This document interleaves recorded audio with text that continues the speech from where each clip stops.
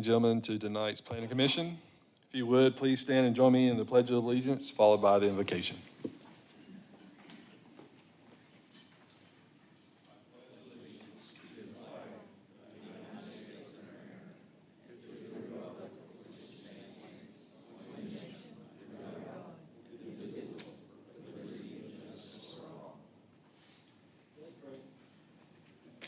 Thank you for your goodness. We thank you for your grace.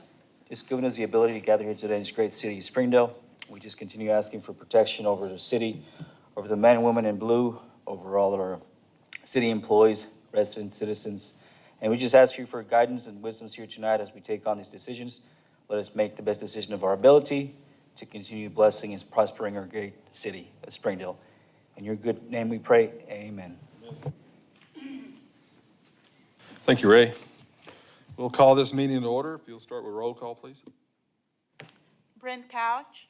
Here. Chris Hussein. Fleming Ogonyemi. Here. Garrett Harlan. Howard Austin. Here. Jennifer Keith. Here. Mark Cloud. Here. Ray Cordial. Here. Teresa Reynold. Here. Thank you for that. Can we get approval of minutes from last month's meeting on June 3rd? Motion. Motion to approve? Thank you. Second.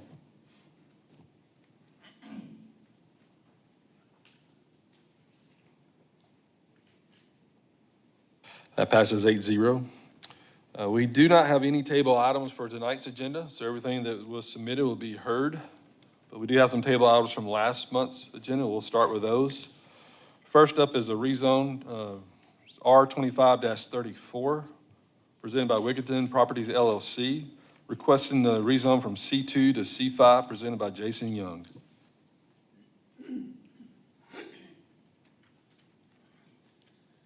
Hi, Jason Young with Gavin Smith Civil Engineering, the applicant on behalf of the owner, and I can answer any questions that the board has. Thank you. Any staff comments? I think we're going to wait and see if we can't get the map on the screen, just so we can see the subject property.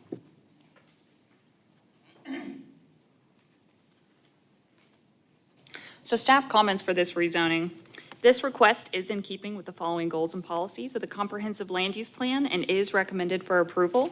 Improve the city's economic base and tax structure through the promotion of healthy, stable commercial concentrations, assure adequate land allocation for commercial areas of sufficient size and proper locations, and encourage the development of wide range of commercial development for the residents and tourists to include neighborhood, community, and regional centers. Any further comments from staff? Any comment from public? Planning commissioners?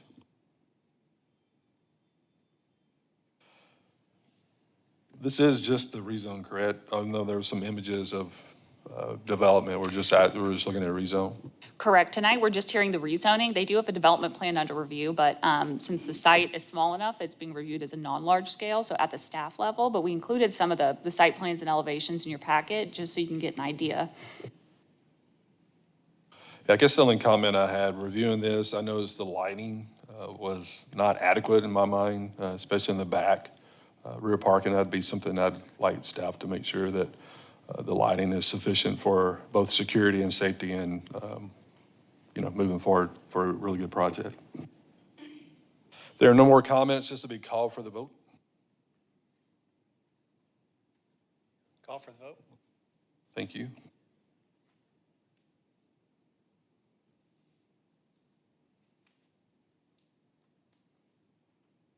That passes 8-0. Staff will prepare the ordinance that goes to City Council on the 22nd. Next up is another rezone, R25-36. This is El Dorado Missionary Baptist Church, requesting a rezone from A1 to P1, presented by Joel Hernandez. That's correct. We're asking for a rezoning to plant a church here. I am the pastor on site. I've been in the area for 15 years. Love the city of Springdale. Know the mayor. I also serve as a volunteer chaplain with the Springdale Police Department. And I just, if you have any questions, I'm here to answer them. Thank you. Any staff comments? This rezoning request is in keeping with the following goals and policies of the Comprehensive Land Use Plan and is recommended for approval. Uses that commonly have moderate to large-scale assemblies of people, such as churches, funeral homes, membership organizations, and other institutions, should be appropriately located on adequate-sized parcels with sufficient space to accommodate the off-street parking and accessory needs. Such uses should be located as to minimize any adverse or undue significant burden on adjacent or adjoining land uses, as well as that portion of the street system. Thank you for that. Any public comment regarding this rezone request? Commissioners? Hear no comment, this will be called for the vote. Call for the vote. Thank you.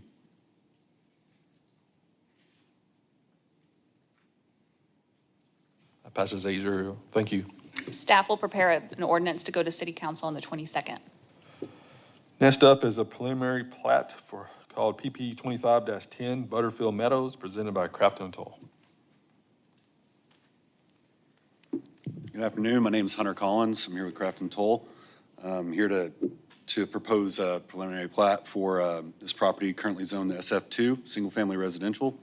We have a plan set that we have already presented to you guys. Water and sewer utilities will be provided by City of Springdale, Ozark Electric, and gas by Black Hills Energy. We're working with all three to make sure standard specs are met. I'm here to answer any questions if you have any. Thank you. Any staff comments?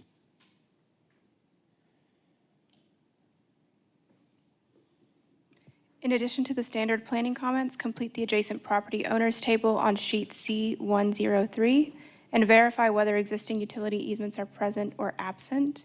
An overhead electric line is observed on Butterfield Coach Road, and a gas meter pressure regulator is noted on sheet C-002.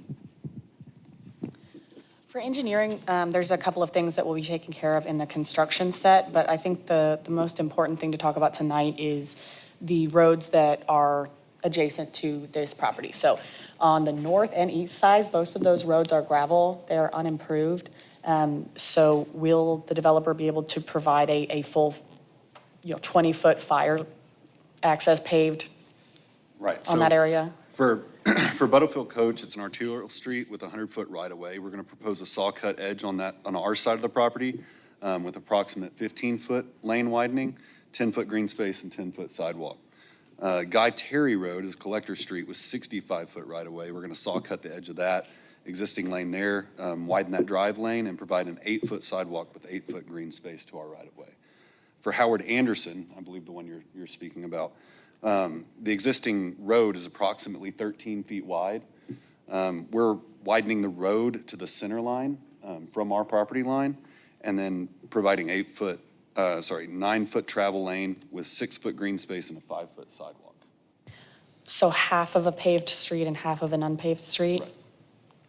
I don't think that that's what we want. So Planning Commission, I would recommend that you ask for off-site improvements for this. I think we had the same situation when we were looking at Whispering Springs up to the northeast a few years ago. And we had come to a compromise to get a full paved street for that. And we're open to that. Any further comments from staff? Any public comments about this preliminary plat? If you do have some, please come to the podium and state your name and address. Thank you.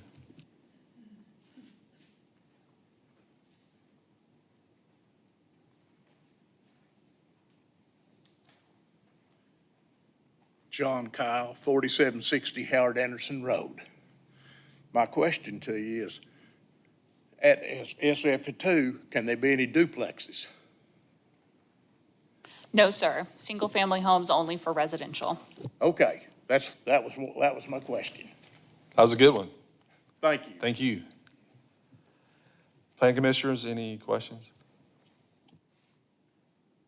I think I have two. One, are you willing to work with the engineering on the streets that Katie just mentioned? Are you guys Yes, sir. willing to do that? Absolutely, yes. And the second, if you look at this image that we see right now, the phase one, that open space, what are you doing with that? So there's a drainage easement that's going through there, but that's open space that will be usable for children in the neighborhood to play, throw football, hang out, but it's also used as drainage easement. Is there any kind of conversation about making that some type of sidewalk path part where people We could like be- designated that, hey, we want you to come here, maybe Right. light it even? Because otherwise, what I see in neighborhoods like this, when you have a vacant area, if you don't make it purposeful, it just turns into something Right. not very pretty, and I don't want to see that. So if you guys are open to that, we'd love to see the final plat have something dedicated for that space. We can absolutely do that, and usually we bring that kind of stuff in on construction Sure. plans, and yeah, absolutely. A lot of times I'll try to give this in front of you, because knowing that I'm expecting to see something, so I'd rather tell you now than wait till you bring a final plat in. Understood. Thank you for that. Yes, sir. Any other comments? If not, this will be a motion subject to staff comments. I'm sorry. Please come up to the podium, state your name and address.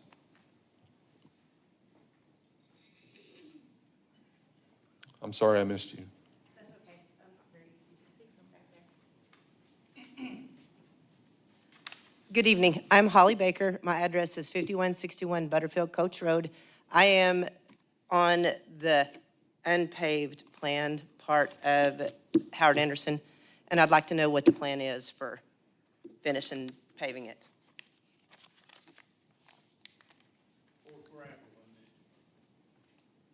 So they will have to provide some kind of paved access to the subdivision that meets fire code.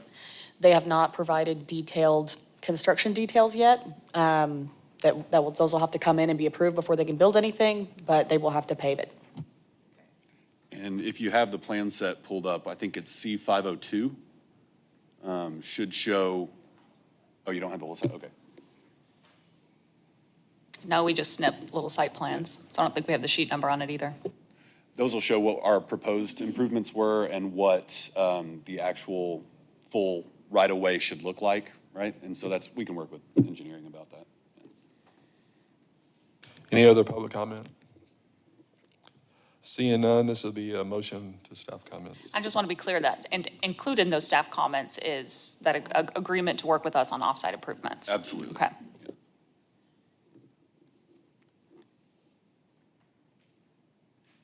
Motion subject to staff comments. Thank you. Need a second? Second. Thank you.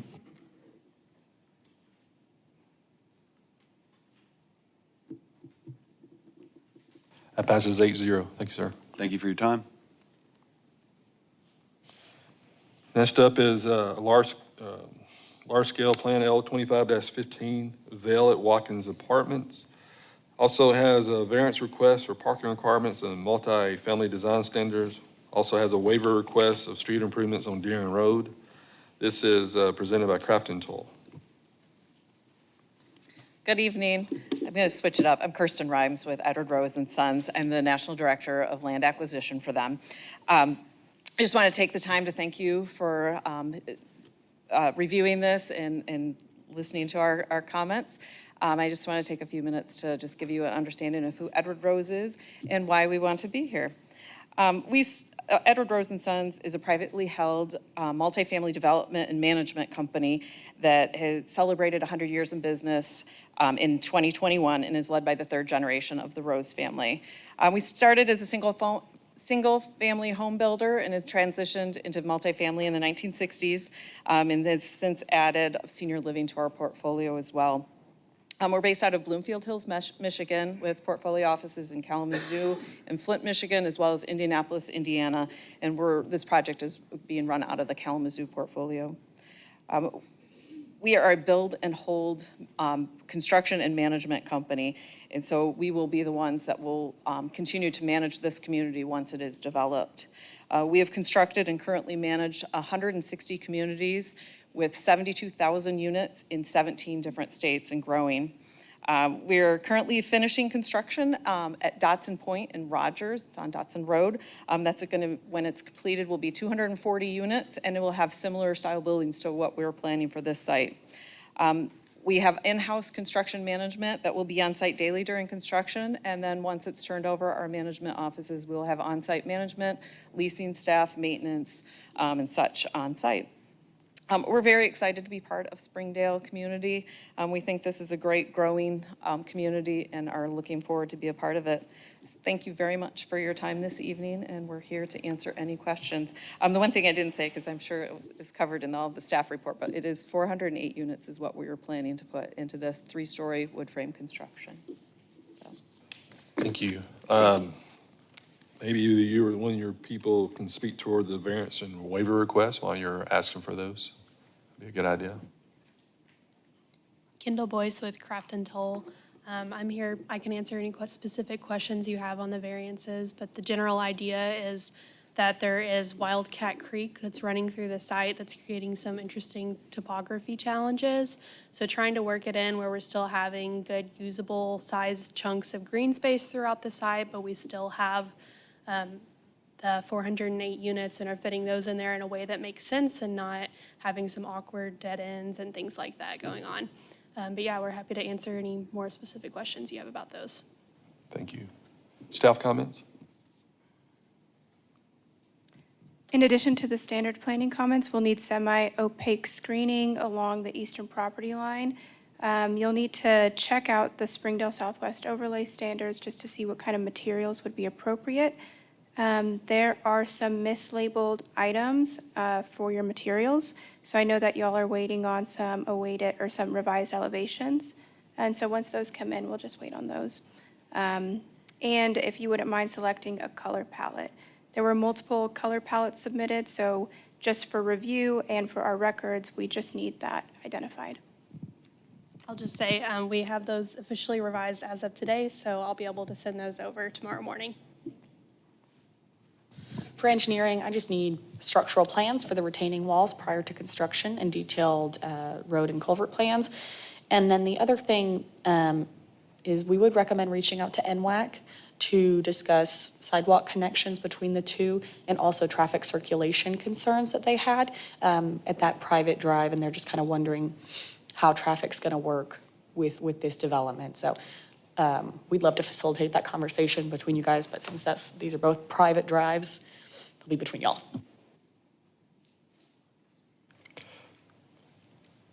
Any further comments from staff? Any public comments regarding this large-scale plan? Any comments from the commissioners?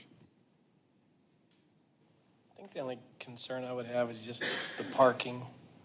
Because I think you said y'all use 70-some garage parking to even get to 715. And 765, I think, is what us as a planning commission would recommend. So we're 50 below. This project's 50 below, I guess, the calculations that they propose. And 70 of those, 715 would be garages, which hopefully they're used for parking, but could be used for storage. So that would be a concern. Because I could see overflow going to the NWAC parking lot, which wouldn't be ideal at certain times, but that would be the only concern I would have. Yeah, will somebody speak to that? I think it'd be helpful. Typically, we find that we are at 1.5 of occupied parking spaces on our development, so we definitely exceed this. So that is our anecdotal data that we have, that we use. Our garages are typically rented quite well, and so we've not found that to be an issue. We do not want a parking problem for our residents. I will tell you, we lose residents because of things like that, so we don't want them having to walk over from NWAC. So we will, if there is an issue down the road, we will do everything we can to solve that issue and provide additional parking down the road. But we believe from our experience, this is adequate parking for what we need it to be. So 1.5 would roughly be 610 or so. So you're quite a bit over that. We would definitely exceed that, yes. That's 1.5 per unit, but some of the units are 2-bedroom, right? We average it, but based on the number of units, and we haven't broken it down per bedroom. We've just broken it down overall. All of our, or I shouldn't say all of our communities, but the communities that we've studied are the same footprint as these, where there's the same makeup of 1 to 2-bedroom units within them. Are those areas in similar, like demographic areas where car is the typical means of transportation? Yes, we are in very, very similar areas as this, yes. Is the multifamily design, is that the buildings are longer than our standard design? Is that what that is? And I'm guessing the street improvement waivers, because that street's going to be updated in the future, is the other reason you're asking for the waiver? Yes, On Deering yeah. Road? We had a meeting with engineering staff and talked through what we could possibly do now, and it just didn't make sense to put in a little piece of street, and then that could cause greater problems later trying to tie into that. And then as far as the length of the buildings goes, I think we're mostly sitting at like 211 feet on the length on those. And we noticed that the code also mentioned that the intent behind that was to kind of have a broken up facade, and we thought we were doing a good job. If you look at the elevations of having some of the entrances bumping out and some of them going back. And then we also don't have any more than like 6 entrances in a row, which was the code for townhomes. Thank you for that. Any other questions? As far as, they're on phase one, as far as the clubhouse, what other amenities is there included there in phase one? I know you still got a ways to go, but just curious. And I appreciate you all making that phase one. It looks like, so that would be the clubhouse that would have a grilling area in that area, and then also the pool. And we also have the pond in that area and kind of a green space there. So I think that would be the main amenities that would be provided with phase one.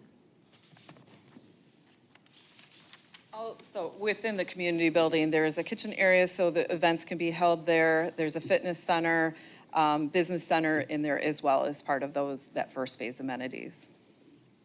Thank you.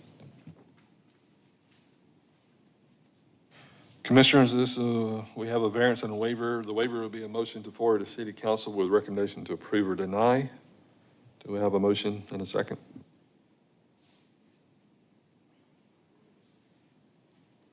I've been told I need to start with the variance. We'll do that. This will be called for the vote.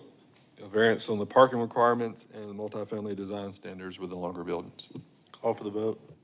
Thank you.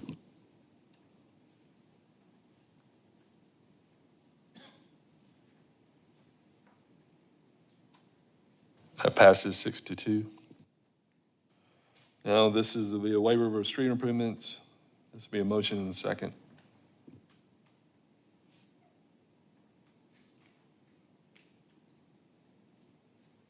Motion for street improvements?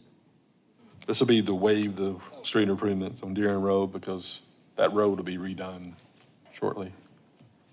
So either we're motioning forward to City Council with a recommendation to approve their waiver request or deny the waiver request. Just to clarify, we are doing 64th Street, which is the western boundary. Deering is not on our master street plan, or not on our bond project yet. We just don't see that this development needs that connection quite yet. Understood. Thank you. So this would be a motion to City Council. So motion to city council to approve the street improvements. The waiver to do. The waiver, yes. Thank you. I need a second. Second. Thank you.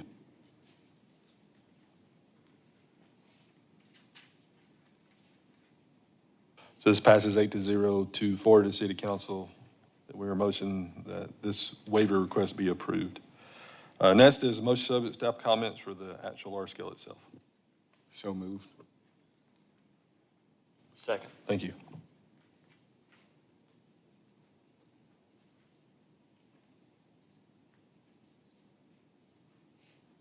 That passes 8-0. Looking forward to seeing this project. Thank you both. Thank you all.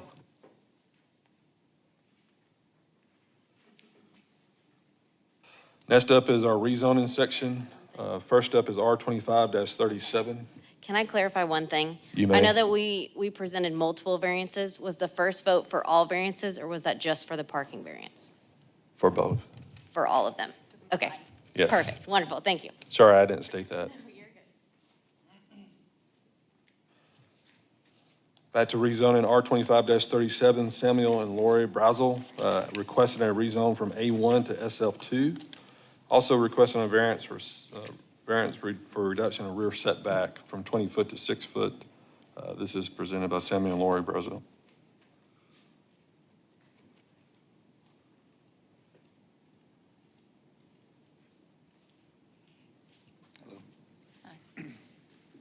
Lori Brazel. Sam Breslin.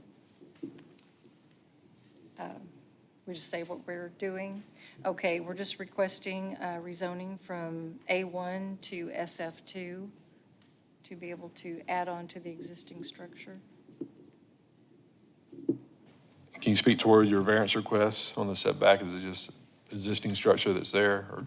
Yeah, it was already, the house was built and then they sold a chunk of the property and it was how we bought it, so. Understood. Any staff comments? So staff comments for the rezoning. This request is in keeping with the following goals and policies of the comprehensive land use plan and is recommended for approval. Protect the positive aspects of neighborhood character throughout the city.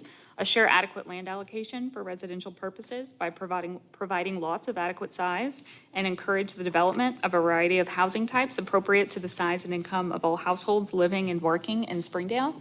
And then just to clarify, the building that's there, is that the home? Is that the structure, is the dwelling? Okay. And the shed is going to be removed? It will be. Okay. Thank you for that. Any public comment regarding this rezone request? Any comments from commissioners? If none, this will be a call for the vote for the variance. We'll take that first. Call for the vote. Thank you.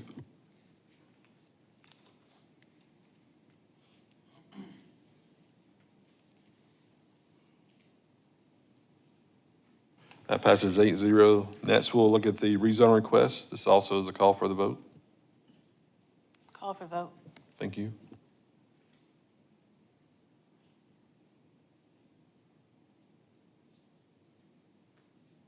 That also passes 8-0. Staff will prepare an ordinance that'll go to city council on July 22nd. Thank you. Thank you. Next up is R25-38, Arthurton and Murphy Enterprises LLC, requesting a rezone from C5 and C2 to MF16, presented by ESI. And Richard Grubbs. Potentially. Thank you, Brandon Rush with ESI. You can see we're wanting to rezone this from commercial to multifamily. I'm happy to answer any questions. Any staff comments? MF16 is a medium-high density residential district established to provide areas for development, allowing more units per structure, providing more compact residential development, promoting more efficient use of land and utilities, and the development of economical housing on smaller lots. So MF16 districts are restricted to sites abutting collector or arterial streets, and Johnson Road is a collector, and may be developed either adjacent to or in conjunction with neighborhood commercial or shopping center developments. Commercial is abutting this development site. This rezoning request is in keeping with the following goals and policies of the comprehensive land use plan and is recommended for approval. Appropriate locations for single-family and multifamily residential development should be provided based on accessibility, site suitability, utility availability, neighborhood compatibility, and environmental factors. Encourage the development of a variety of housing types appropriate to the size and income of all households living and working in Springdale. And larger multifamily developments should be located on sites with adequate space for off-street parking, accessory structures, and recreational activity, and towards the edge of single-family residential areas where higher traffic generation and taller building heights can be better accommodated. Thank you for that. Any further comments from staff? Any public comments? Any comments from commissioners?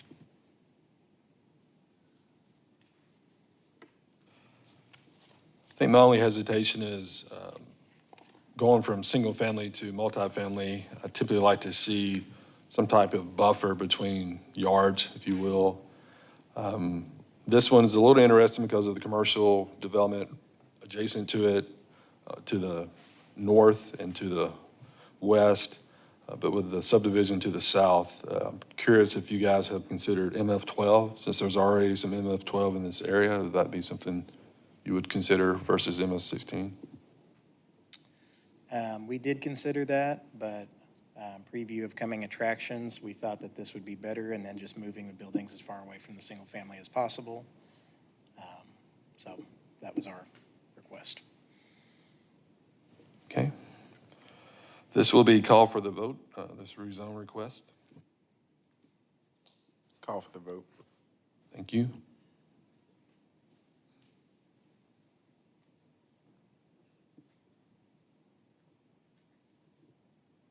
That passes 6-2. Thank you. Staff will prepare the ordinance that goes on the 22nd. Thank you. Next up is preliminary plats, replats, and final plats. First up is PP 25. Oh, yeah, we do. I did the wrong, the circle, and I scratched it through. Rezone R25-39, Brooke Randall and Ginger Lee Martin, asking to rezone from A1 to MF12, presented by Angela Bordino.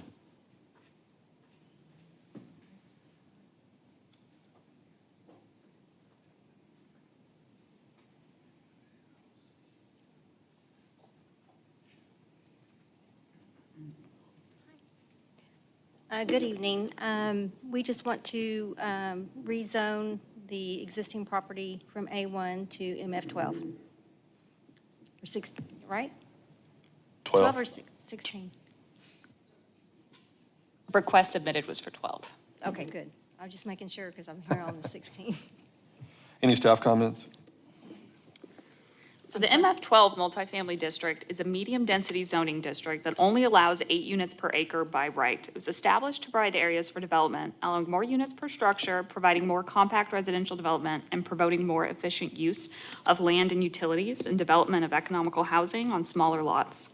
This rezoning request is in keeping with the following goals and policies of the Comprehensive Land Use Plan and is recommended for approval.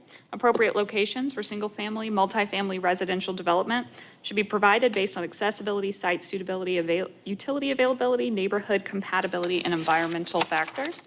Encourage the development of a variety of housing types appropriate to the size and income of all households living and working in Springdale. And larger multifamily developments should be located on sites with adequate space for off-street parking, accessory structures, recreational activity, and towards the edge of single-family residential areas where higher traffic generation and taller building heights can be better accommodated. Thank you for that. Any other staff comments? Any public comments regarding this rezone request? You will just make your way up to the podium, and when your turn comes, just state your name and address, and we'll hear what you have to say.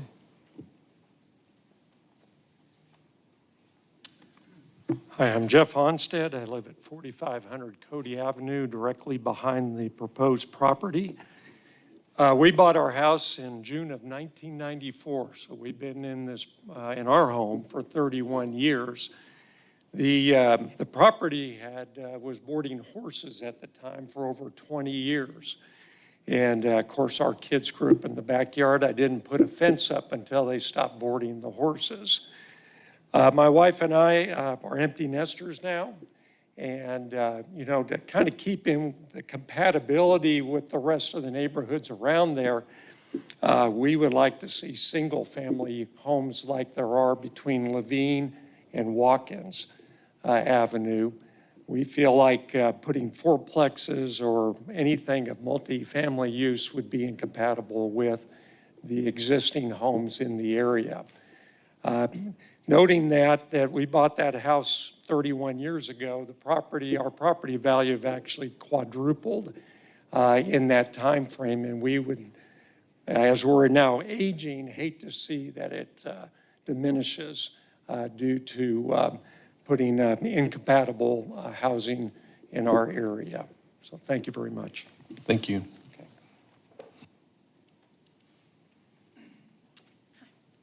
Judith McCann, 2126 Stonebrook. Our subdivision, Cobblestone subdivision, will completely back right up against this.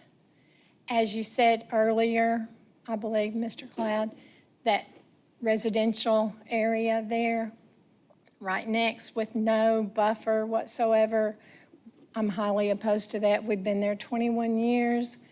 And we really don't want to see this level of multifamily apartments going in literally in our backyards of our subdivision. Thank you. I'm Rhonda Coots, and I live at 2094 Cobblestone Street. My yard does adjoin to the very back to that field. And I'm not opposed to like single-family home, but multifamily, that's just right at my back door. And so I am against that. I've lived there for 10 years and I, plan to live there much longer, but like I said, I am not opposed to, single family because that's what it is completely around us already. And I just feel like if a multifamily, it'll stick out. We have a nice area and I'd like to really keep it that way.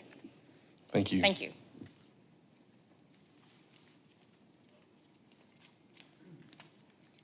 My name is Victoria Gamble. I live at 2116 Cobblestone Street. Live next door to Rhonda. Again, my backyard looks right onto this field that they're trying to rezone. One of my concerns is this field is completely surrounded by single-family homes. There's only one lot that egresses and ingresses this property, and it goes on to Levine. Levine is a straight street. We've already got the Lynx apartment, which is across the street, basically. But we have a lot of the Lynx traffic already on Levine. People fly down Levine. It is, I think if there's multifamily units coming out of this one lot, this one egress, it's going to cause traffic issues, if not wrecks. I'm worried about the increased traffic flow if it's a multifamily. If it gets sold for multifamily purposes, it's going to be apartments. We don't know how tall these apartments are going to go, whether it's going to be people looking directly in our homes from the backyard. I'm concerned with the cars parking, if they have lighting in the parking lot at this facility, this complex. It's going to be shining right in my back windows, right in my bedroom windows. The size, the noise, these are all concerns. Whether they put any buffers or barriers between what they're planning to sell this and develop it for and the single-family homes that exist there. I'm also, my son-in-law, I believe he tried to put in a swimming pool in his backyard. He lives 2 doors down from me on the same street. His backyard also abuts this field. He tried to put in an in-ground swimming pool, but could not do so because he was told he had a 20-foot easement in his backyard, and he could not put a permanent property. So therefore, he had to put an above-ground pool that's not considered permanent.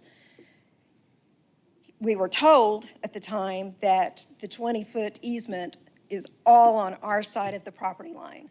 This field has been there and was owned by it was owned by this elderly woman who passed, and I think it's her kids that have inherited it.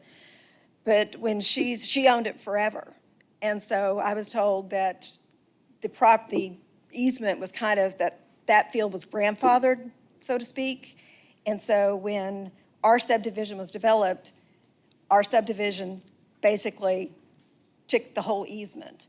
So I don't think there's any easement on their side of the property line. It's all on ours. So if this were to pass and they were able to sell the property, I feel like the easement should at least be split. There's no sense in those of us that live along that property line that we have to basically not be able to utilize our backyards for fear of, having to tear something out because of the easement. So that was about all I had. Thank you. Before anyone else, I'll wait, let this person speak. I want to touch on that easement. I just want to add one comment. I live at 2098 Stonebrook, also in Cobblestone. All my neighbors have said good things. I want to say Name the and same things address, that sir. you said. Sorry. What's that? Need your name and address. Oh, Matthew Jones, 2098 Stonebrook. I just want to also bring in the fact that the water tower is being put in right now, which is Correct. also going to have an impact on the value of our homes. So adding another additional property change that could impact a lot of the neighbors, not just the Cobblestone neighborhood, but all the neighbors or neighborhoods in this general area. So just want to add the water tower as another point to be brought up. All right, thank you. Thank you. Brett Sparkman, 4563 Pebble Avenue.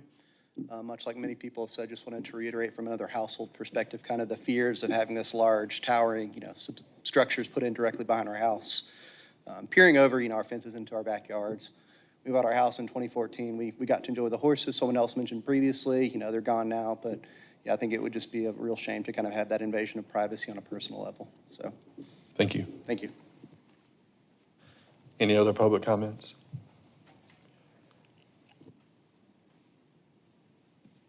I'm Brooke Martin at 4617 Levine. My folks bought that place in 1972. Cobblestone was a field. Cody Street was a field with grape vineyards.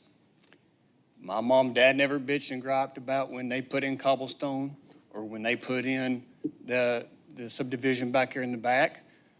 I don't think there should be any reason why we should be able to do what we want to do within the limits of what we requested. Thank you. Thank you.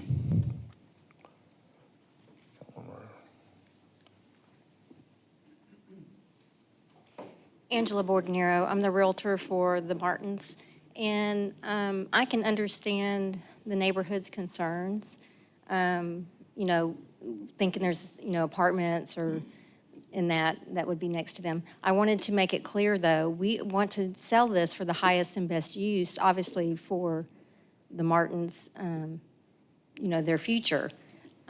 However, that doesn't mean that's necessarily what's going to go on the property. We've had previous interest in someone building a private subdivision back there. So I am doing my best to market it to a lower SF2 and not, a bunch of apartments or, there's only 12 allowed, so that would be potentially 24 cars. Well, and it's only 8 by right. Right. And that zoning is a medium density, which our land use plan does reflect. And we're not talking about a development plan. No development plan or plat has been submitted to the city, so we have no specifics to talk to about this. We're just simply talking about, is that zone the best and highest used in that area? And then if a development is proposed by someone that utilizes the zoning, which a single-family development could still be built in a multifamily zone. But then adjacent property owners would be notified with certified mailing, once again, if a development plan is presented to the city. And then we will have another chance to come and speak on those individual details of the site. Yeah, and I just wanted to let the surrounding neighborhood know that, this is an amicable thing. We're not trying to change the landscape drastically or anything. And I do believe if we did find the right developer and that they would be a high-scale developer that would definitely put the buffers in. And I'm sure that y'all would require that anyway, so. We do. We have multifamily design standards to protect against that, to help protect the adjacent property owners of developments.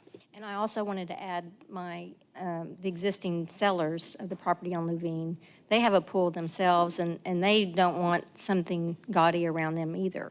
They're staying there, so they're going to be living there, so they want something, and they're going to be negotiating with me on their behalf to make sure that they get exactly what would fit for everybody and be a win-win. That is our goal. Thank you. Yes, sir. Rod Gamble, 2116 Cobblestone.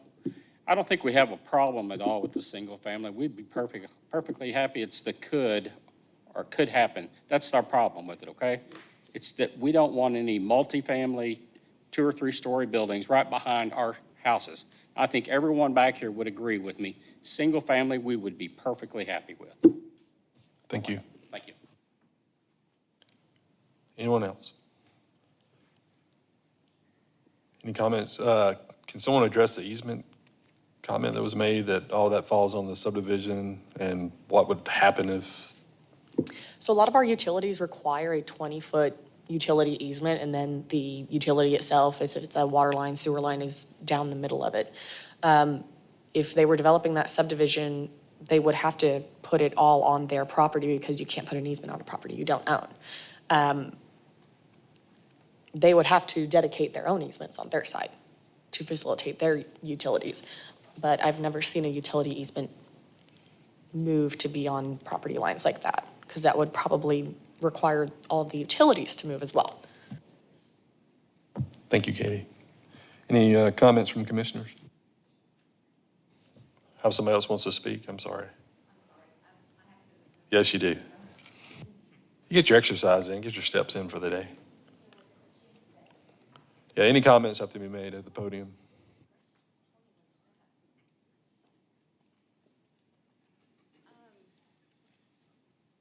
Angela Bordenero again. I wanted to ask with the current easement, now, if we were to get an offer on this, there's two possibilities of us going through 48th Street to get the utilities. So. And those are all the details that we would discuss when a development plan is actually submitted. We'll have to work through, and all the departments will, and we'll actually put it out for the utility companies to comment on too. So I don't think we should get into those details here tonight, just the zoning. Yeah, it didn't affect the neighbors. Yeah, but the easement that was brought up, that is strictly belongs to that subdivision and was part of that development, and shouldn't be considered with this rezoning. Yes, please. Just back to them saying that it might not be multifamily in there, it could be single dwelling. Why do we have to decide that right now? Why can it not be rezoned for single family as opposed to multifamily? Because 8 the to property 12? owners, they have a right to request to rezone, and this is what they requested. Okay, but knowing that all of us are against multifamily, Correct. okay. Thank you. Anyone else before we move to the commissioners? Commissioners? So looking at, when I was looking at this, considering some of the things that are being said, one of the things I was thinking about and looking at similar things in the vicinity, wondering if they would be amenable to MF4 instead. I don't know if that would fit better in this area. Yeah, just to follow up on that, we looked at a piece of property that you can see on that slide is MF4 that we rezoned probably a year ago off of 40th Street. They too came to us with MF12. And as my previous statement, I don't like going from one extreme to another when there's no buffer, natural buffer of some sort. So I would be much more likely to support MF4 as well than MF12 in this scenario. But right now, your request is for MF12. Do you want us to vote on MF12, or do you want to table it to discuss more? Would you want to re-ask for MF4, or do you have any comments? And while they think about it, people that spoke, a couple of things. Mixed use does not reduce your property value. You just go to many cities in Northwest Arkansas, and there's mixed use all over the place, and everybody's value continues to go up. Water towers don't affect your property value other than your guaranteed water pressure and water for a long period of time. So some of the things that were stated, I just think they're incorrect. A well-designed development here, regardless of what it is only going to help your property value, especially if it's in keeping with the general idea of what's in that area. So a mixed-use area doesn't really affect your property value if it's done properly.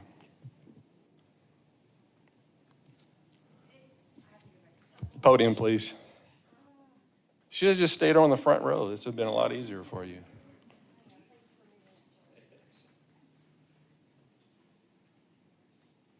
Oh, you're in heels too. I just picked up on that. I'm so sorry. Yeah, wrong thing to wear.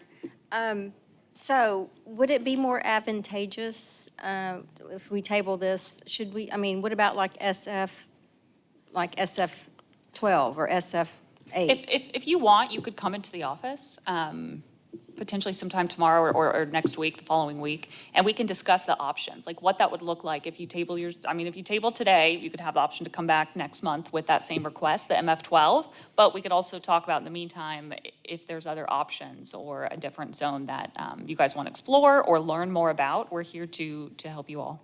Okay, I was just going with the recommendation from the first meeting, but.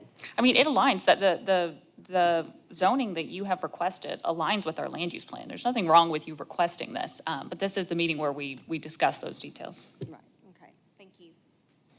Would you like us to vote for your request to move this to MF12? If it's declined, can you speak toward that? Yes, if it is denied, you'll have the option, and I'll wait for the appeal options to see what the vote is.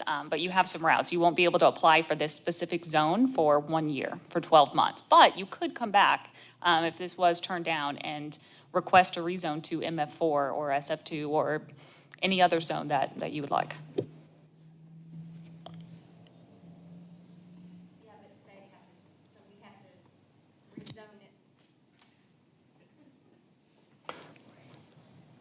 So we would have to rezone it. We can't go with that today. Like, we can't say we want to go ahead and do MF4 or whatever. You could, but they would not vote on the MF12. So they're not going to vote on your original request and then entertain a downgrade. So you have to. But we can downgrade right now at this moment? They're being flexible and giving you that potential opportunity. You want to wait? Okay, come on. Ginger.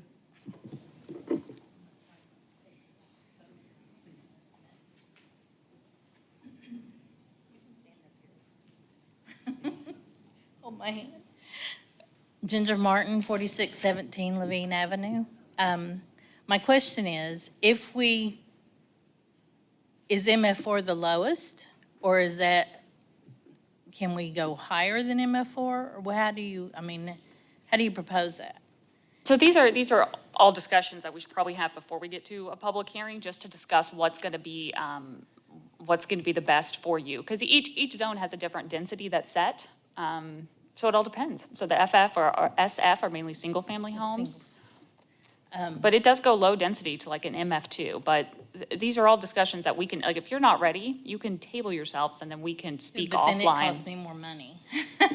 And I'm trying. If you're tabled, the same project number could be heard next month with no new application and nothing, but you won't get a vote today. Let's do that then.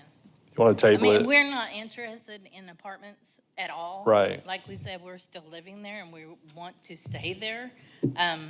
Apartments is not in our mind, and I kind of wondered that in the back of my mind when we proposed this. But I wasn't sure about the single family. I also want to have the, availability of getting it sold, for our future. But that was my biggest question at that point. Yeah, I think my thought is if you could table it tonight, meet with staff, go through the different options to understand the advantages of SF2, SF4, MF4, MF2, MF8, and just understand what's the best option, understanding the dynamics around you and what people want, and hearing from me and maybe some other commissioners, kind of what we look at when we're looking at rezoning. That way you have a better, what's your best move forward? I think that'd be the. Because I believe 6 houses could go in there, or 8. Yeah. And I'm not understanding, MF4 is the lowest, or no, SF4, is the lowest? Or can you do It depends if we're SF10 speaking. or? No, it depends if we're looking at multifamily, or it depends on the structure type. So it gets into, I don't want to lay out all the specifics right here, but Nate, will you go back to that land use plan sheet map? So this one, just from the city's perspective of like, when the city looks at, and we say based on growth patterns, what we're looking to see in that area, this right here does not reflect current zoning. This reflects what the city would ultimately think would be best for that area. And plus that has our house on it. Correct. And so the guidance we gave you was based off this comprehensive plan that we use to guide our decisions through our office. But as the property owner, you can request a different zone. But we're happy to speak with you offline and maybe go into detail about each of these districts and kind of Okay. see what Okay, I understand. might fit you best. Then we'll table it, so I Okay. don't have to send out more. Thank you. Thank you. Next up is preliminary plats, replats, and final plats. First up is PP 25-11, the Gordon revised. This is a revised plat from PP 23-07. They're also submitting a final plat, 25-05, presented by Development Consultants Incorporated.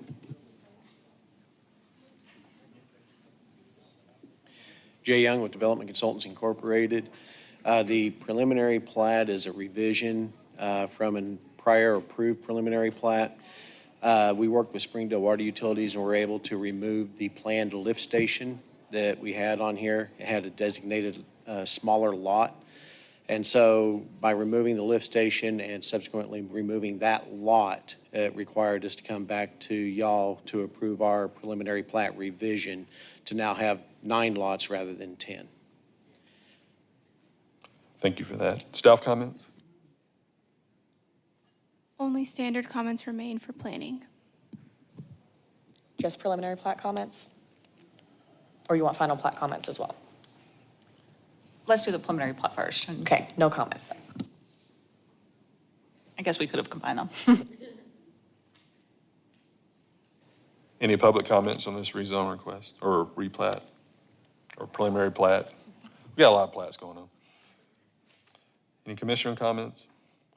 Am I reading this right? The only access is off of Shaver Drive, Shaver Street? Or is there access off of? That is correct. We're extending a single road off of Shaver to the north that will provide access to these 9 lots. Thank you.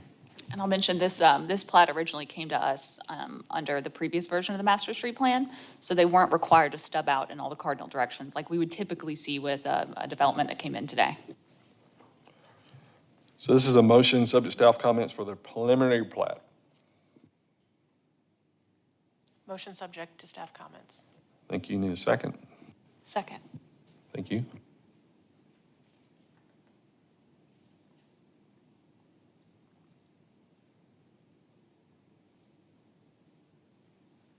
That passes 8-0. Now on the final plat, staff comments. Only standard comments for planning. For engineering, we just need to get that note on there that says which lots will need to provide on-site detention. I think you said you added it. I just couldn't find it, so. We have a note, maybe it's the opposite of what you asked. The note on there specifies which lots will need to have detention mitigation during their individual developments. I'll work with you, Katie, and we'll come up with a proper wording that we can all agree with. Thanks. Yep. Any public comments about this final plat? Commissioners? Hearing no comments, this is a motion subject to staff comments. Motion subject to staff comments. Thank you. Second. Thank you.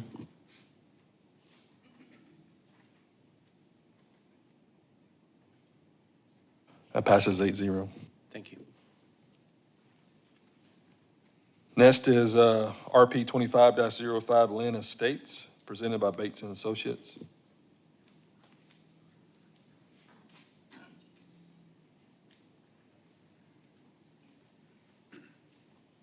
Hello, Blaine Ashley with Bates and Associates, represent the property owners on this project. Just proposing to combine these 2 lots into 1 lot, just a little over an acre, and here to answer any questions you all might have. Thank you for that. Staff comments?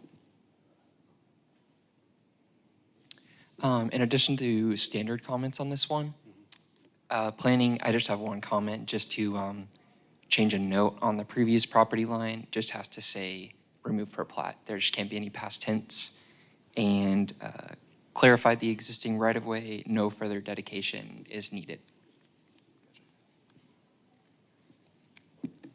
Any further staff comments?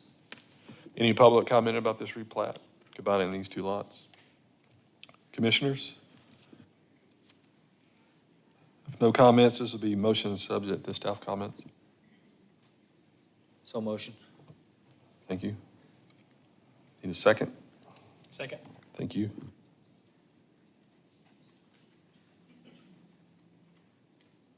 That passes 8-0. Next up is RP 25-06 Churchill Crescent Phase 2. By the way, I'm sorry, for Bates, if you want that replat to go to city council next Tuesday, then we need the completed ordinance and any revisions that are necessary to our office by close of business Wednesday. Okay.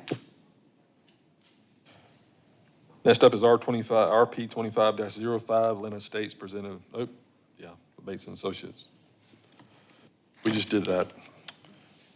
It's RP 25-06 Churchill Crescent Phase 2, also presented by Bates and Associates. That's the problem. Blaine Ashley, Bates and Associates, same thing, represent the property owners on this project, just combining both lots into 1 lot, just a little over 2 acres. Here to answer any questions you'll have. Any staff comments? For this replat, planning has standard comments, and then in addition, just a few things to clarify on the notes, like removing the existing property line. We emailed earlier actually about the setbacks, so just show kind of the one set of setbacks on the lot.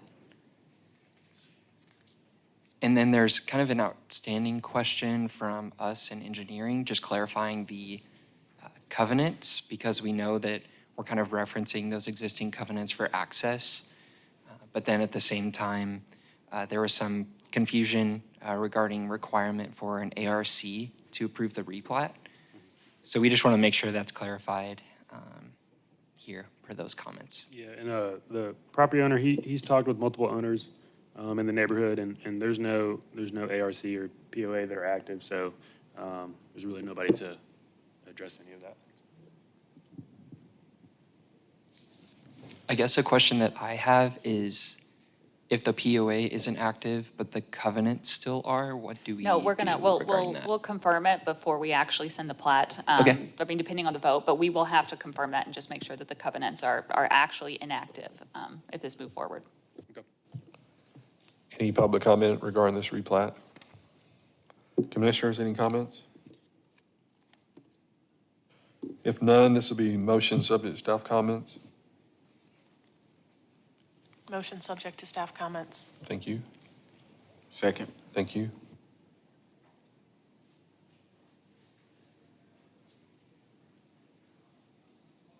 That passes 8-0. Next is RP 25-07, Holcomb Second Edition, presented by ESI. Thank you, Brandon Rush with ESI. This is moving a property line in Old Holcomb Second Edition, downtown Springdale. Any staff comments? In addition to standard comments on this one, we just need some sort of answer on the existing building. We just can't sign off on the plat if it says building 2 be removed, since the property line's kind of being worsened as far as it going through the existing building there. And I did include an existing comment from Springdale Water, but I'm talking to Ronald Watkins to get that. Any further comments from staff? Any public comments regarding this replat request? Commissioners, any comments from you? If none, this is a motion subject to staff comments. Motion subject to staff comments. Second. Thank you.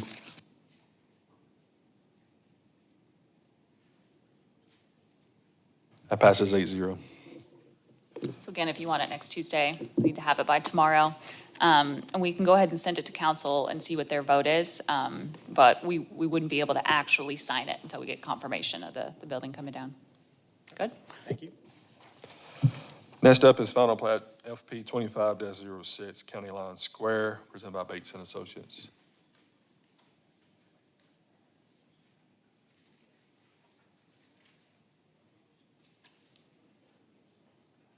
Eli LaSalle here for Bates and Associates.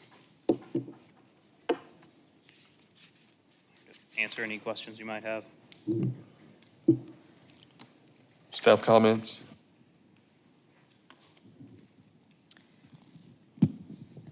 In addition to the standard planning comments, be sure to coordinate with the planning director to clarify what's needed for the subdivision amenities and how that will impact the timing of the certificates of occupancy.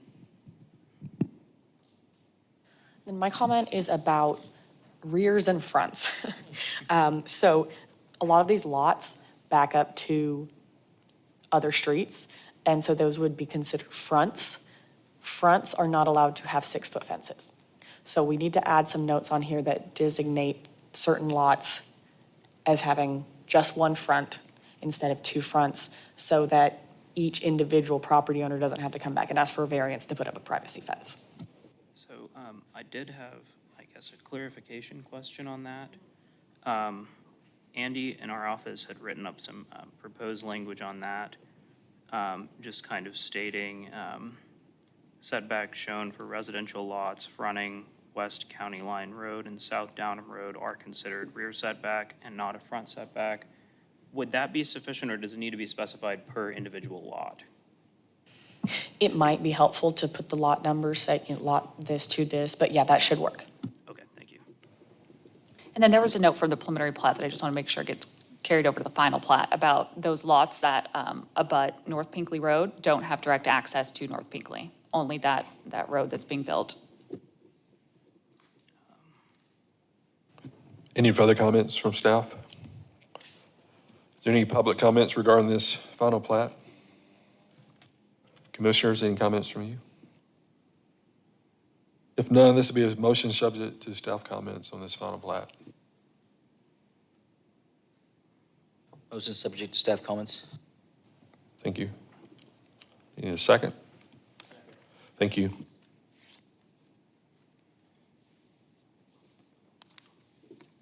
That passes 8-0. And if you want this final plat to go to city council next Tuesday, then I need the completed ordinance and revised plat, if there are any revisions, to our office by close of business tomorrow. Okay? Next session is form-based code. This would be FB 25-07, King Management LLC and MMK Family Trust, presented by Sitewise Civil Engineering. This is to request and move from NC1 to NC2.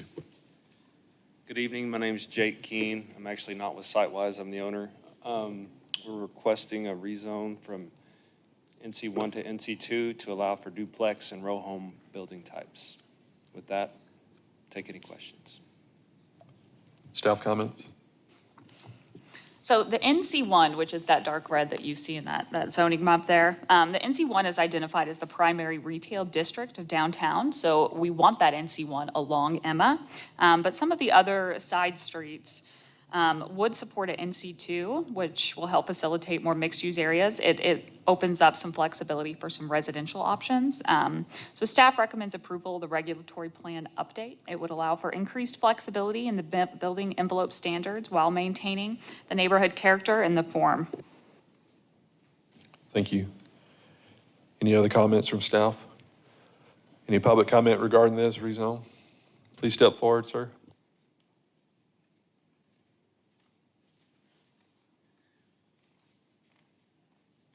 David Stevens, 711 West Johnson Avenue, Springdale, Arkansas.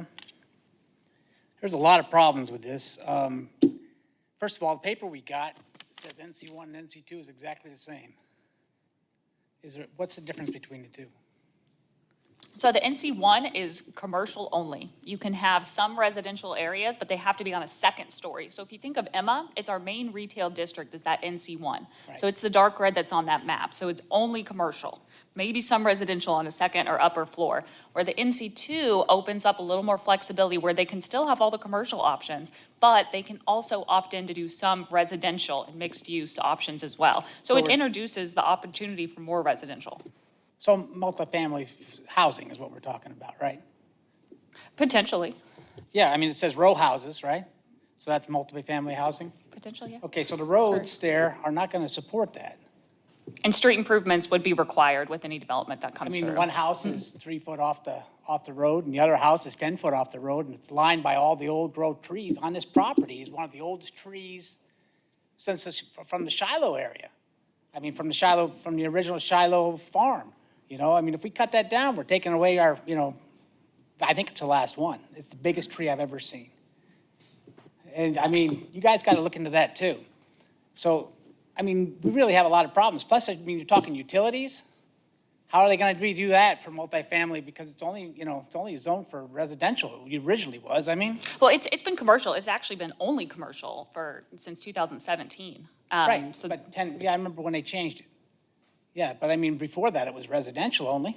So, I mean, I don't think they've done anything with the sewer or anything since then.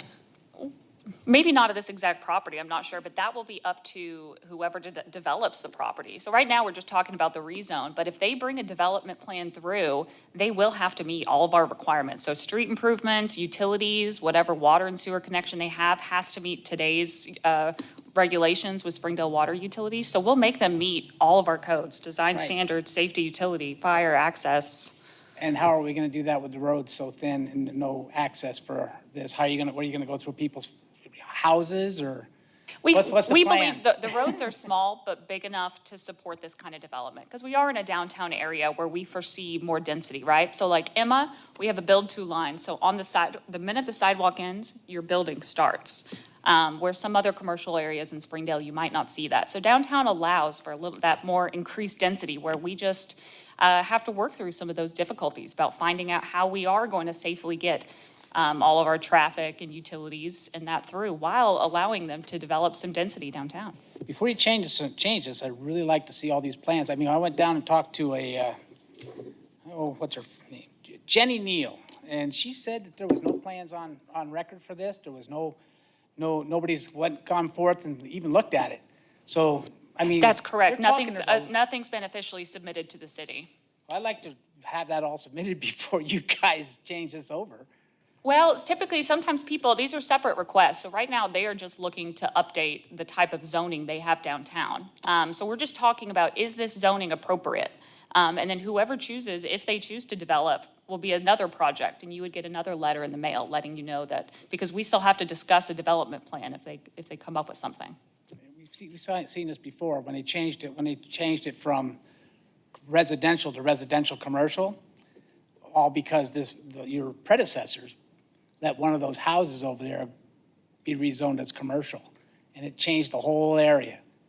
I really wouldn't like to see that happen again. I like to really know what's going on before we make a decision on this, before we vote on this. Well, again, the request tonight is to actually allow them to do residential. So if you're wanting residential, this rezone But it's not actually supports single-family that. residential like it used to be before 2017. Correct. Well, there's a lot of people moving here, so there's a lot of demand to be in downtown.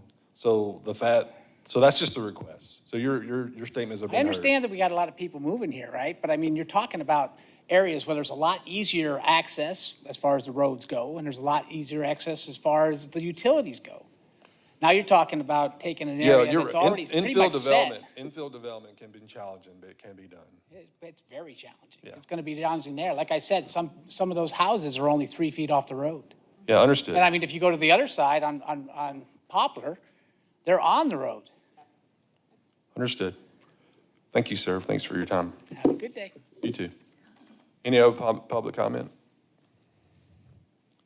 Any commissioner comments? If none, this will be called for the vote. Call for the vote. Thank you.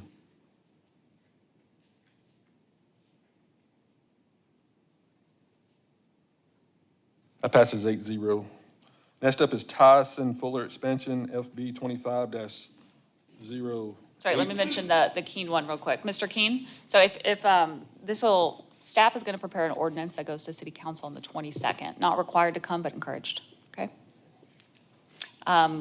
Nate or Jackie there. Thank you, Nathan. Thank you.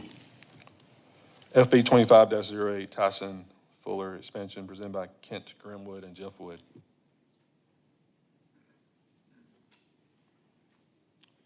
Jonathan Schmitz, ESI. I've also got Kent Grimwood with Tyson here.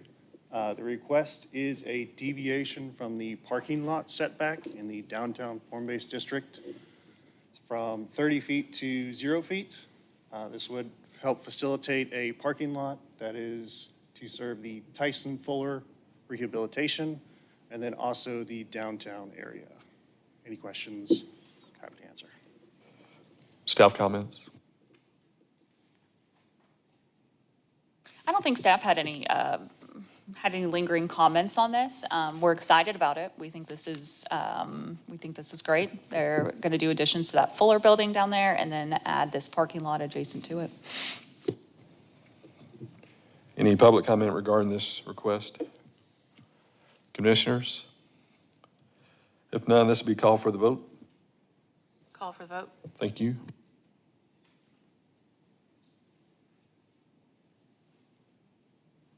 That passes 8-0. Thank you both. Thank you. Next up is Board of Adjustment. First up is B25-42 Maven Center. They also have 2 variance requests for entrances and landscaping and 1 waiver request of street improvement sidewalk on Elm Springs Road presented by Bates and Associates.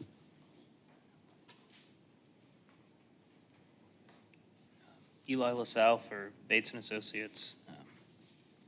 Answer any questions you have. Staff comments? So I recommended they apply for the waiver of sidewalk improvements. There's a 5-foot sidewalk out there already, and this is just such a short piece of property that adding another 5 foot, I just don't think it would benefit the area. We had originally approved this project with the 5-foot sidewalk before we updated the master street plan. Thank you. Any other further comments by staff? So we have 2 variance requests. Any comments regarding that by commission?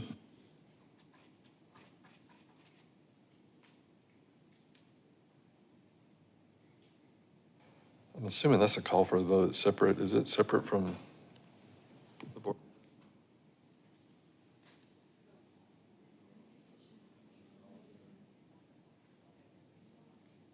Sure.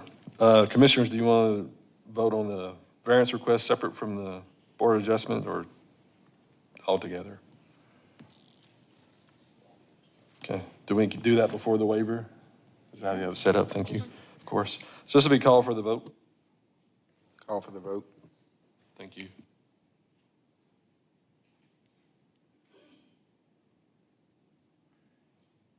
That passes 8-0. Next is a motion for the city council with recommendation to approve or deny the waiver of street improvement sidewalk on Elm Springs Road.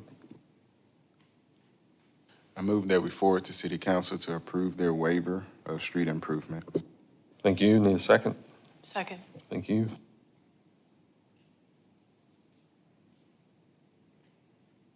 That passes 8-0. Staff will prepare the resolution that goes to council on the 22nd. Next up is B 25-43, Clint Henshaw, requesting variance of reduction in front setback from 30 foot to 24 foot 9 inches, and a reduction of side setback from 8 foot to 4 foot 9. Sorry, just to clarify. Sorry. What I heard for that vote was that was just on recommending approval of the waiver. Was that a vote on the variance as well? They did the variances first, which was 8-0. They voted for the two together, the two A and B. They took them together as one vote and then voted separately for the waiver recommending to, or an approval recommendation. I just missed the combining those. Okay, thank you so much. Thank you. Sorry about that. Clint, good to see you. Hey there. Yes, hi, Clint Hanshu, and I live at the address, and I am just trying to build a carport. My truck was recently hit by a bunch of hail, and I would just like for that to not happen again. I understand that. That's about it. Any staff comments? So it looks like from your side setback, you currently measure where you ideally would like to put this. Is it 4 feet from the property line? Is that correct? Yes, 25 feet deep? Is that what you said?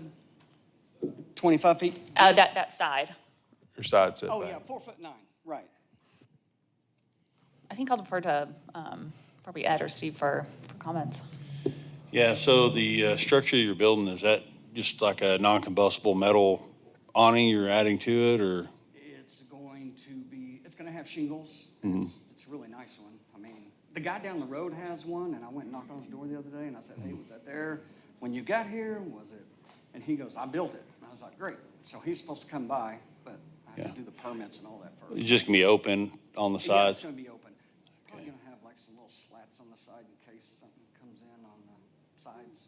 Yeah, so the problem with this is, one, we would oppose anything under 8 foot, especially if it was combustible construction. The other thing too is it's limited, it has mostly open, which would conflict with the residential code.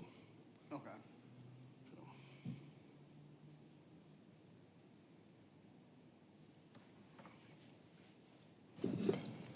So the opening, even with the fire department, sounds like they want you at 8 feet if you're going to have it that open. Am I hearing you correctly, Steve? Yes, sir. Okay. Yes, ma'am. Yeah, the fire department would require that it be non-combustible exterior cladding if it's within 5 feet.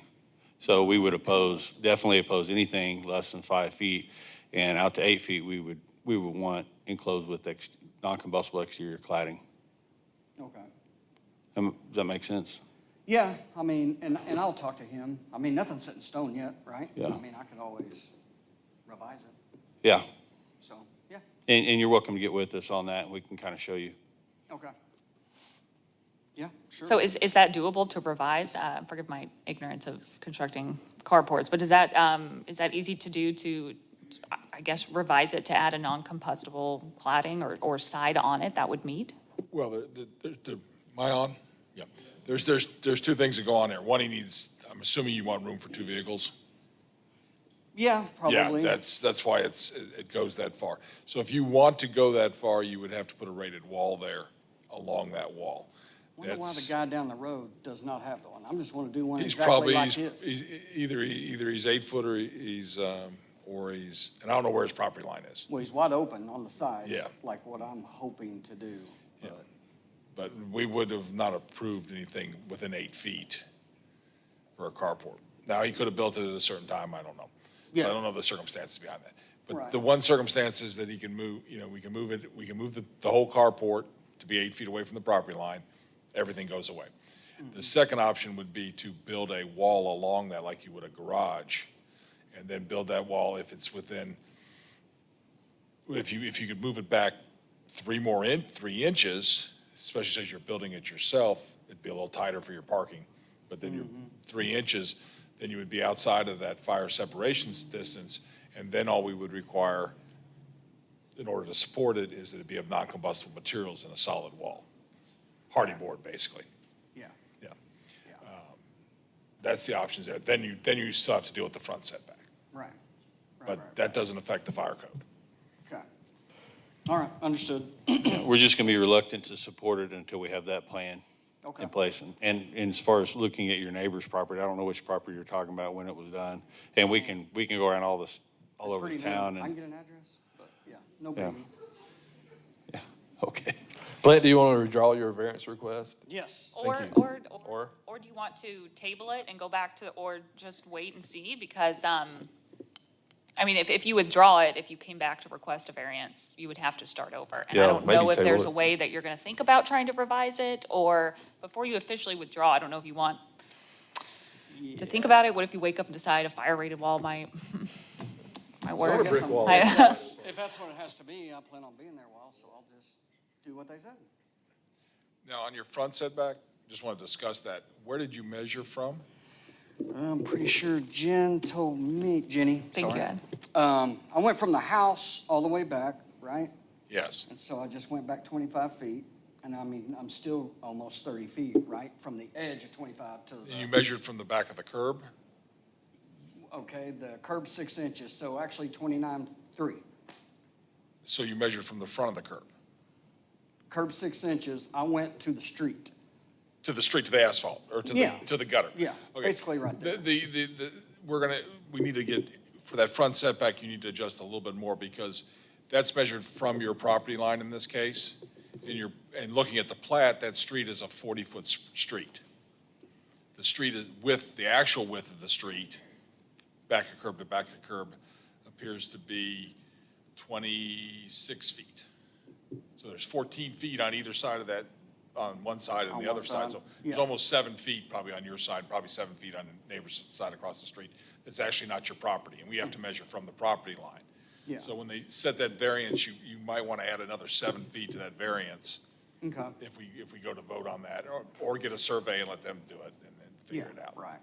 I'll Yeah. just do what Yeah. you said, the latter. Yeah, give yourself more room. If you're going to ask for it, you might as well ask for whatever you need. Yeah. And then that way we won't get, you're not asking for a bigger building here. What you're really Yeah. asking for Right. is that we do it right. Right. Jenny, I hope you're taking good notes. I'm gonna need some help. Clint, you want to table this, visit with us, people, to see if, you may be able to do it without a variance. You may Yeah. have to come back to us with Yeah. a variance that everybody feels good about. By the way, if you table it, you can come back next month and don't spend any more money, is that right? Yeah. Table sounds good. Sounds good, thank you. If you'll wait just a second when you leave, I have to speak on the next project and then Okay. I'll. Yeah. Yep. He's gonna hunt you down in the hall, is what he's saying. Next up is B 25-44, David Centeno Lopez and Carolina Perez. This is a request to variance for reduction of side setback from 7 foot to 5 foot. Hello. My name is Aaron. This is my mother, Carolina. We're here because we're wanting to expand our home. Can you speak in the microphone, sir? Oh, sorry. No, We're you're wanting fine. to expand our home. My mom, she's pregnant, so our family's getting bigger. So we were requesting a reduction of side setback from 7 feet to 5 feet. Comments?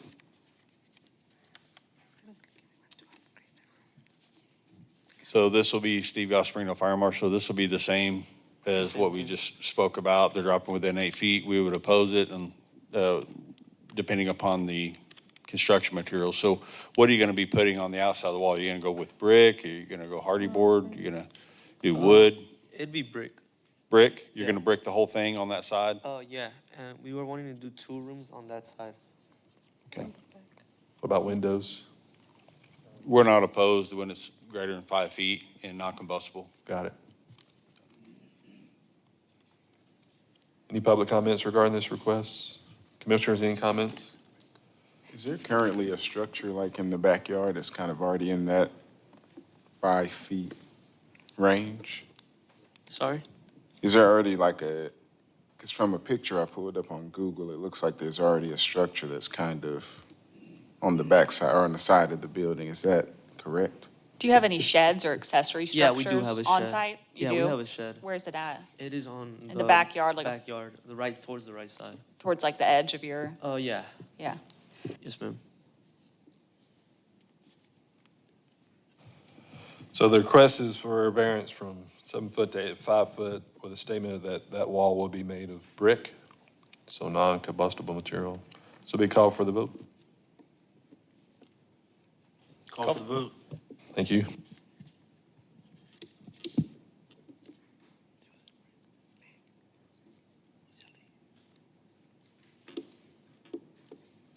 That passes 8-0. Thank you. Thank you. Thank you.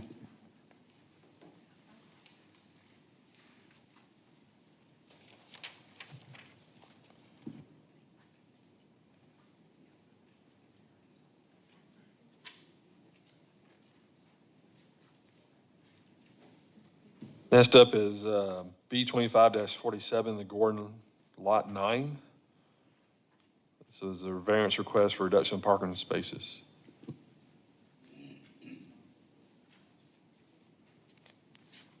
Hello, I'm Ryan Griffin with Craft and Tool representing the Goring Lot 9 variance request. This is just a storage warehouse, and we're requesting a reduction in required parking from 35 spots to 21 spots. On a day-to-day basis, we only anticipate 2 employees working at this facility. So while providing 21 parking spots, we believe this is adequate. And by allowing us to do so, we can provide more green space and landscaping around the area. So how many parking spaces are you looking at doing? How many did you say? 21. We're proposing 21, Okay. 35 is required. Thank you. Any public comments regarding this? Any comments from commissioners? If none, this will be called for the vote. Call for the vote. Thank you.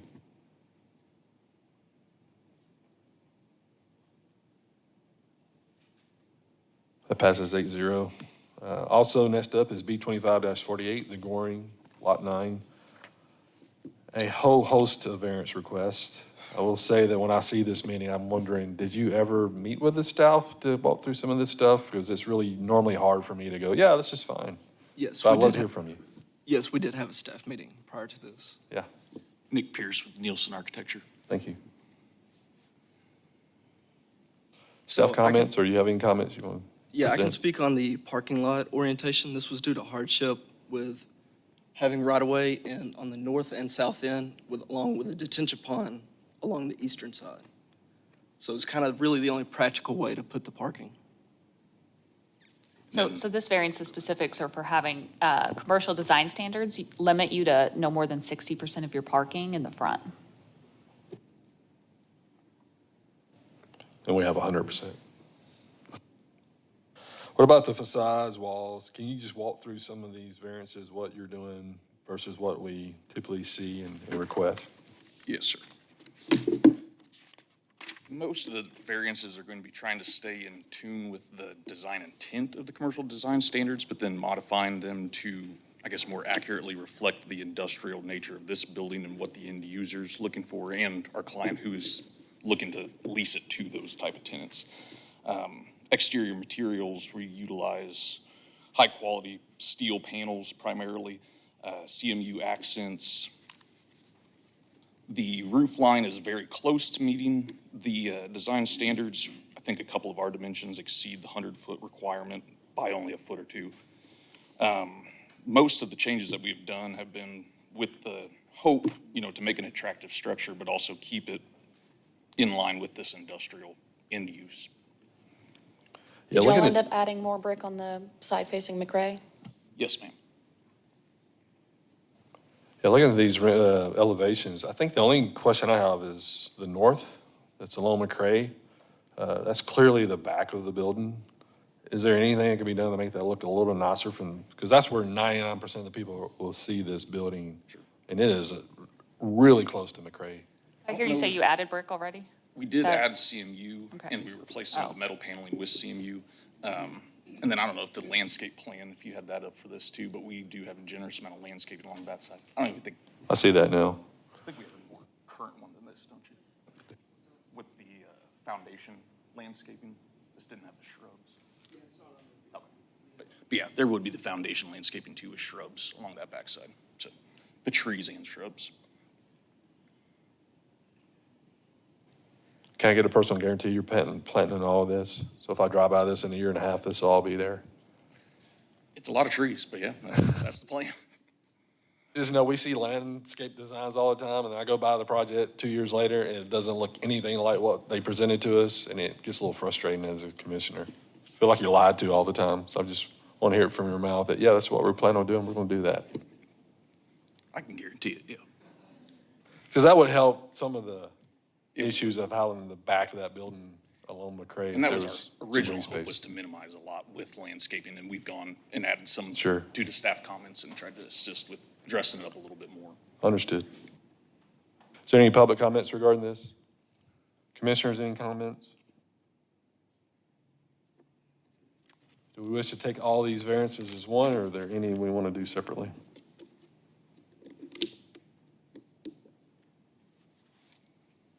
I'm good collectively. Okay. So this will be a call for the vote. Call for the vote.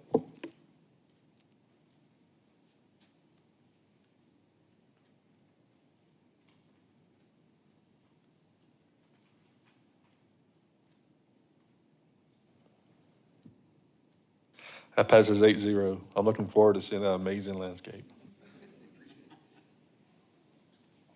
Next up is waivers, W25-24, Margarita Baruso. This is a waiver of street improvements, sidewalk on North Mountain Road. How are y'all doing? Hi, good. You? Good. I'm Blanca Barroso. My father speaking on behalf of my father, Margarito Barroso, 2353 North Mountain. We are submitting a waiver for sidewalk on the property. Don't believe that we should need a use of sidewalk on the property. Any staff comments? Is it for a single-family dwelling? Are you building a home?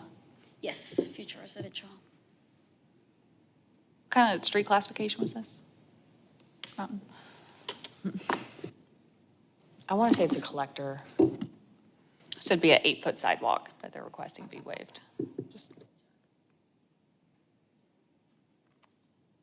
I'm assuming there's no sidewalk on Mountain Road currently. We'd look pretty out of place if we did that. I would assume. Any public comment regarding this request, a waiver? Any comments from commissioners? It's actually an arterial. That's even. So a 10-foot sidewalk that'd be waived. And typically, those types of requests make sense to us because the chances of that 10-foot sidewalk going in the right place for our eventual street improvements is very unlikely. Correct. This will be a motion to forward to City Council with recommendation to approve or deny this waiver request. I move that we forward to City Council to approve their waiver request. Thank you. Second? Second. Thank you.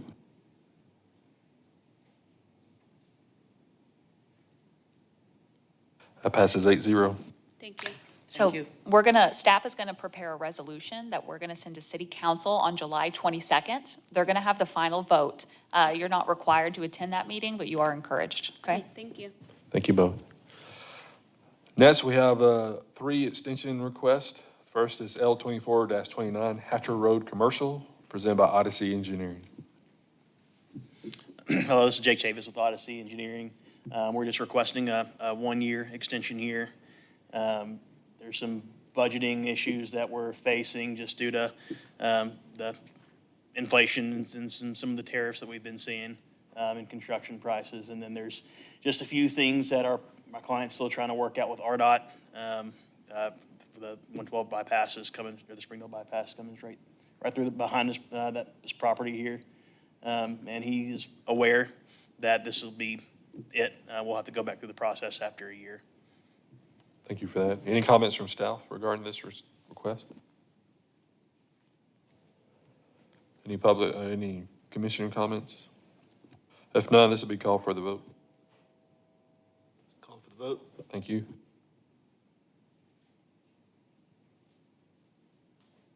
That passes 8-0. Next is L24-32 Homewood Suites Motel, also requesting an extension. This is located on 5301 West Sunset Avenue, presented by Hope Consulting. Good evening, Commissioners. My name is Dylan Bentley with Hope Consulting.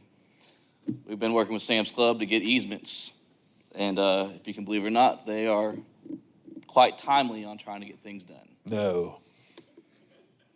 Shocking. Answer any questions if you have any. Thank you for that. Any questions from staff or commissioners? No, I think Hope Consulting has submitted an easement plat for us to look and give some final improvement for those easements. So we're happy to see it coming along. Yeah, I remember this before. I think we were just inquiring, wanting, hoping for connectivity to the restaurants to the west from this thing. I think if you continue to move forward with that, I think we'll be for it. If it takes you a year to get there, we're okay with that. Thank you, sir. This will be called for the vote. Call for the vote. Thank you.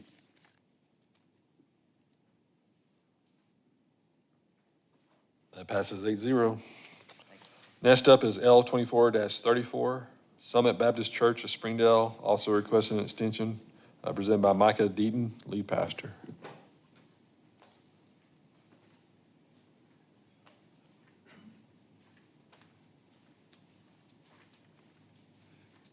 My name is Mike Goodson. I'm a member of Summit Baptist Church, and we're just requesting an extension. We have a construction management firm selected, and we're working through some budgetary issues, and we just need some additional time to get the construction started. Sorry, hold on one sec. We just want to make sure that you're authorized to speak on behalf of the church. I think, Yeah, we were told, our authorization is for Micah Deaton. Do we have one for anyone else?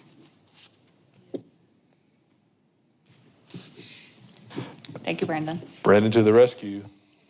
I didn't want to put you on the spot, but I looked at you. I thought we do have an authorization for ESI. Thank you, Brandon Rush with ESI. Same. Any public comments regarding this extension request? If not, this will be called for the vote. Call for the vote. Thank you.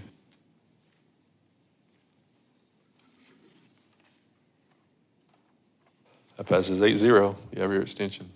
Thank you, both. Brandon. That's all the review that we have. Next up is Planning Director's report. All right, so I tried something new this month. I sent it out ahead of time. What'd you think? Should we keep that up? Yes, please.